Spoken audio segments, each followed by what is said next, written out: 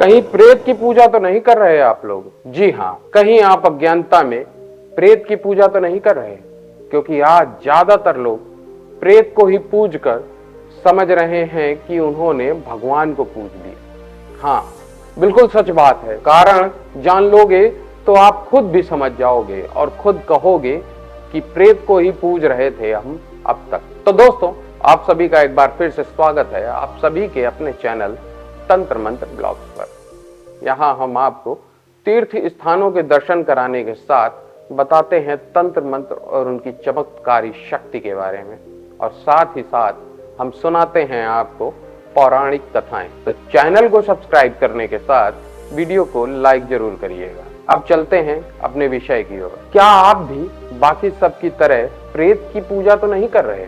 जी हाँ, मेरा सवाल एकदम सही है, क्योंकि आज ज्यादातर लोग घरों में, ऑफिस में, यहाँ तक कि मंदिरों में भी प्रेत को बैठाए हैं और ये सभी अज्ञानता में प्रेत की पूजा कर रहे हैं। अब सवाल उठता है कि ऐसा कैसे आप प्रेत को पूज रहे हैं?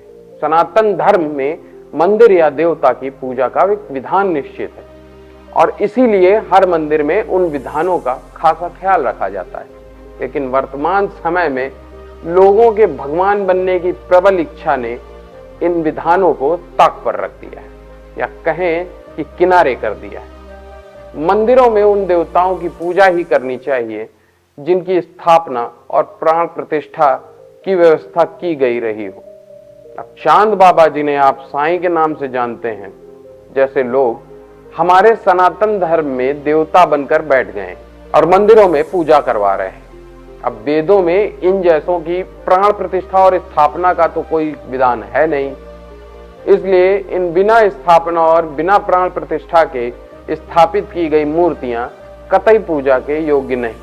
अब कोई चांद मियां का भक्त आकर कहेगा कि नहीं, उस मंदिर या इस मंदिर में तो साईं की स्थापना की गई, वो भी पूरे विधि विधान से, तो ये बात भी सरासर गलत है, क्योंकि सनातन धर्म के वेदों में तो साईं दूर दूर तक नहीं दिखते।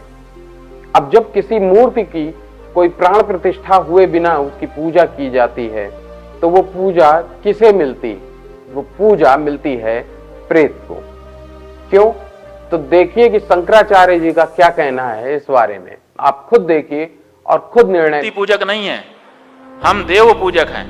मूर्ति में देवता का आवाहन करके तब देवता की पूजा करते हैं, मूर्ति की पूजा नहीं करते हैं। मूर्ति दुकान में रखी रहती है तब तक पूजा नहीं करते, ला के खरीद के रख लेते हैं, जब तक प्रतिष्ठा नहीं होती तब तक पूजा नहीं करते।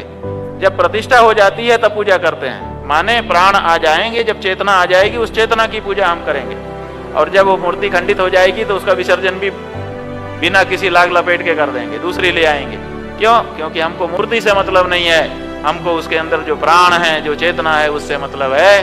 तो हम सचेतन के पुजारी हैं। अब समस्या ये है कि जो मूर्ति हमने बनाई उसमें प्राण कैसे आएगा? तो जो गणेश की मूर्ति होगी, जो देवी की मूर्ति होगी, जो विष्णु, सूर्य और शिव की होगी, 5 देवता की होगी, उसके तो वेद में विधान है, उनकी प्रतिष्ठा का तो मंत्र है। वो मंत्र हम उस विधि को पालन करके पढ़ेंगे तो प्राण आ जाएगा।